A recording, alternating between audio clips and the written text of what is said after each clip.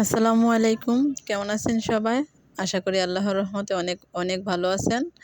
আলহামদুলিল্লাহ আমিও অনেক ভালো আছি। তো চলে আসলাম আবারও নতুন দিনে নতুন একটা ব্লগ নিয়ে আপনাদের মাঝে। তো তো আশা করি আজকের ভিডিওটা আপনাদের ভালো লাগবে। তো তো আজকে সকাল থেকে অনেক বেশি কাজের চাপ ছিল। আমি যখন ডাক্তার দেখাতে যাব আজকে, তো সেজন্য ভাবলাম সকাল থেকেই রান্নাবান্নাটা কমপ্লিট করে ফেলি, যে বিকালবেলা ডাক্তারের কাছে যেতে হবে। আর এই প্রথমবার আমি হাঁস এভাবে একা একা বাছলাম। আমি আগে কখনো হাঁস এভাবে একা একা বাছি নাই। তো আমি হাঁসটা বাছার পর আমি পাটায় বেটে নেব, কারণ আমার হাজব্যান্ড অনেক বেশি হাঁস রান্না পছন্দ করে। তার উপরে পাটায় বাটা মশলা ওইটা অনেক ভালো লাগে। তো আমার কাছে বিশেষ করে মুরগি আর হাঁস রান্না করলে আমি এভাবে বেটে দেওয়ার চেষ্টা করি। এভাবে দিলে আমার কাছে ভালোই লাগে। তো এক্ষেত্রে বলে রাখা ভালো যে আমার প্রিয় আপুরা ভাইয়েরা যারা আমার ভিডিওটা দেখতেছেন, অবশ্যই সে আগেরই কথা, লাইক কমেন্ট সাবস্ক্রাইব তো প্লিজ এটা করতে ভুলবেন না। আপনাদের এই সুন্দর সুন্দর কমেন্ট দেখলে আমি অনেক উৎসাহিত হই, ভিডিও বানাতে আমার অনেক সুবিধা হয়। তো মাশাআল্লাহ আমার আপুরা অনেক সুন্দর সুন্দর ভিডিও তৈরি করে। আমি অনেক ভিডিও আপুদের মতো বানানোর মতো চেষ্টা করি, বাট আমি পারি না। আর সত্যি বলতে আমি পারি না, আমি কোথা থেকে কিভাবে করব ওইটা আমি ভুলে যাই। দেখা গেছে আমার সব কিছুই কমপ্লিট হয়, কিন্তু আমি সুন্দর করে পরিবেশন করতে পারি না, সুন্দর করে ভিডিওটা সাজাতে পারি না। তো যাই হোক, আস্তে আস্তে হয়ে যাবে ইনশাআল্লাহ। আর আপনাদের সাথে কথা বলতে বলতে আমার প্রায় বাটাবাটি শেষ পর্যায়ে চলে আসছে। আমি এখন জিরাটা বেটে নিতেছি।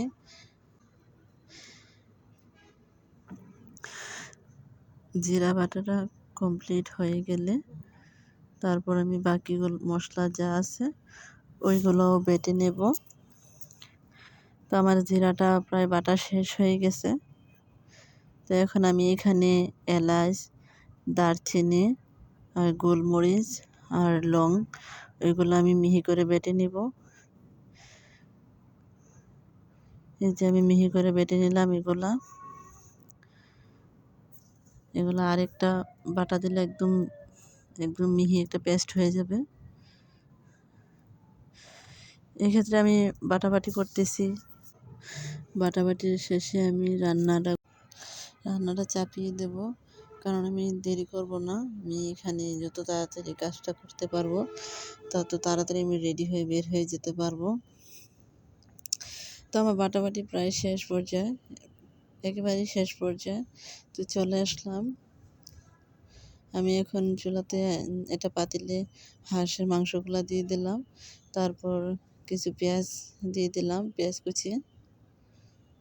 আর তারপর আমি আস্তে আস্তে বাকি সব মশলাগুলো দিয়ে দেবো। আর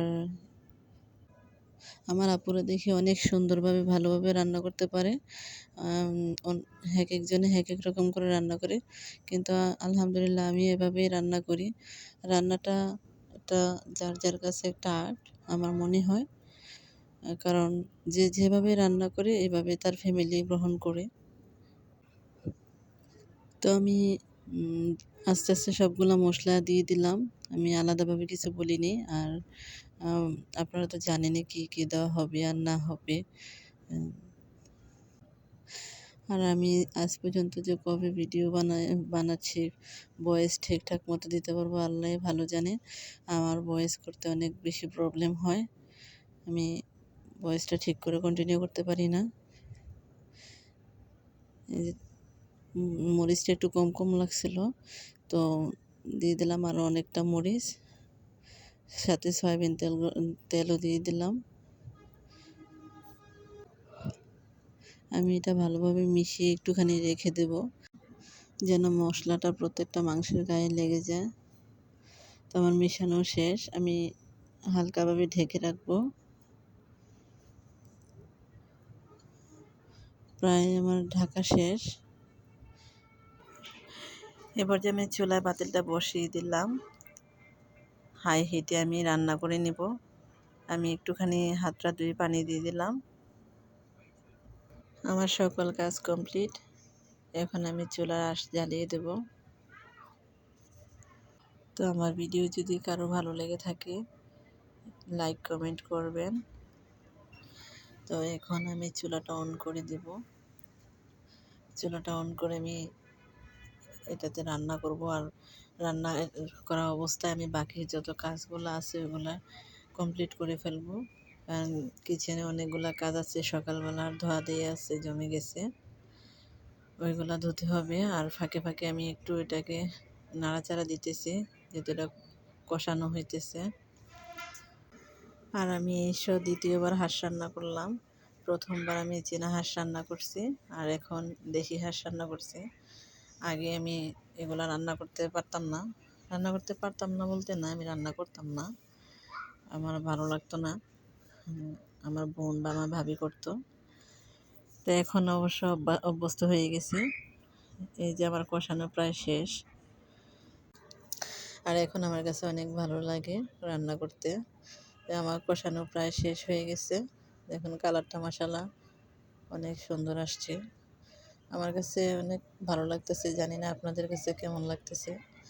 তো লাস্ট ফিনিশিং আমি আলু অ্যাড করে দিলাম, কারণ মাংসের আলুটা অনেক বেশি ভালো লাগে। আলু তো এমনিতেই ভালো লাগে, তার উপরে মাংসের আলু। তো আমি ঝোল দিয়ে দিতেছি।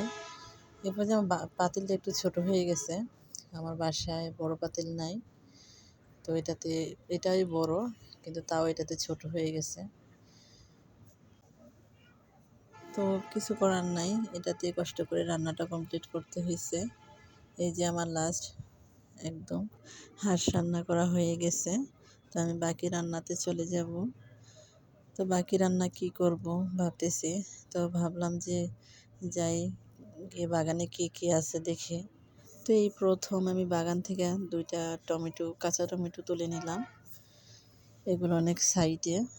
তো এই যে টমেটো আমি তুলে নিলাম, এগুলো বেশ বড় হয়। এখানে অবশ্য ছোট দেখা যায়, কিন্তু ততটাও ছোট না। তো আমার টমেটো তোলা শেষ হয়ে গেলে আমি এখান থেকে রান্না করতে চলে যাব। এই যে আমার টমেটো পাড়া শেষ। আমার এই সাইডে টমেটো গাছগুলো নষ্ট হয়ে গেল কেন জানি না। আর এগুলো তো আছে, কিন্তু অনেক বড় হয়েছে, বেশ বড়, কিন্তু ফল ধরতেছে না তেমন।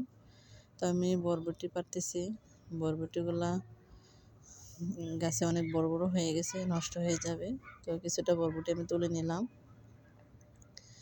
ভাবতেছি বরবটি রান্না করব নাকি অন্য কিছু রান্না করব। এই যে আমার বরবটিগুলা খুবই অল্প, কিন্তু আমাদের দুজনের প্রায় হয়ে যাবে সাথে আলু দিলে। তো আমি এগুলো এখন আর রান্না করব না।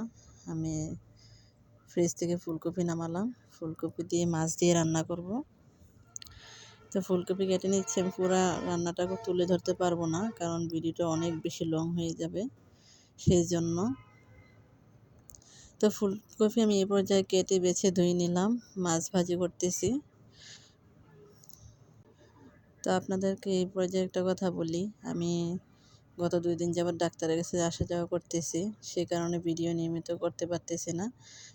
তো আপনাদের সাথেও দেখা সাক্ষাৎ হচ্ছে না, তো সেই জন্য অনেক বেশি খারাপ লাগে। কেউ কিছু মনে করবেন না, আমার জন্য দোয়া করবেন যেন আল্লাহ তাআলা খুব তাড়াতাড়ি সুস্থ করে দেয়। তো আমার রান্না প্রায় শেষ পর্যায়ে, মাছ ভাজি করে ফেলছি।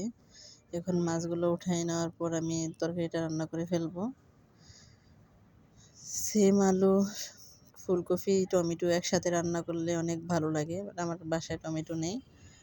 ফুলকপি আর আলু দিয়ে রান্না করে ফেলবো, সাথে ছোট্ট 2টা টমেটো, কাঁচা টমেটো।